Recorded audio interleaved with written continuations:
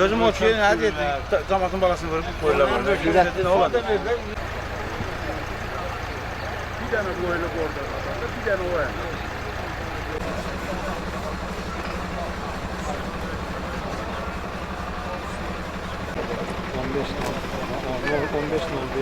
Şimdi taşıma. Şimdi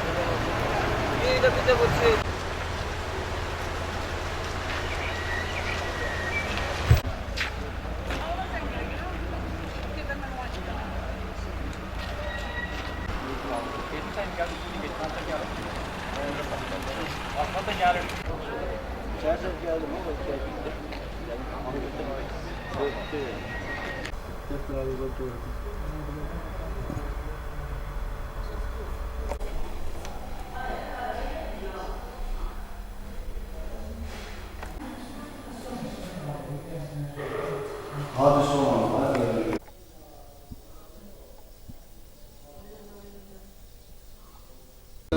Fakt bir göz qabağındadır da. Bunu deməyə ehtiyac yoxdur ki, fakt göz qabağındadır. Uşağı bax burada vurub, burada da beynini dəyib yerə partlayıb qan gedir beynindən inan dəhşət. Güzdən qoyulan maşına göndərilə getdi xəstəxanaya. İndi təvəkkül ola, indi orada da nətər də elə bilim, biri deyir yaxşıdır, biri deyir...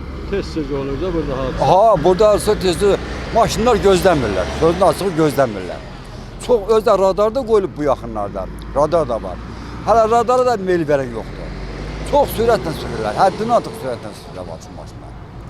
Həddindən artıq. Onu öyle tapşırmaq lazımdır, hamısına elan vermək lazımdır.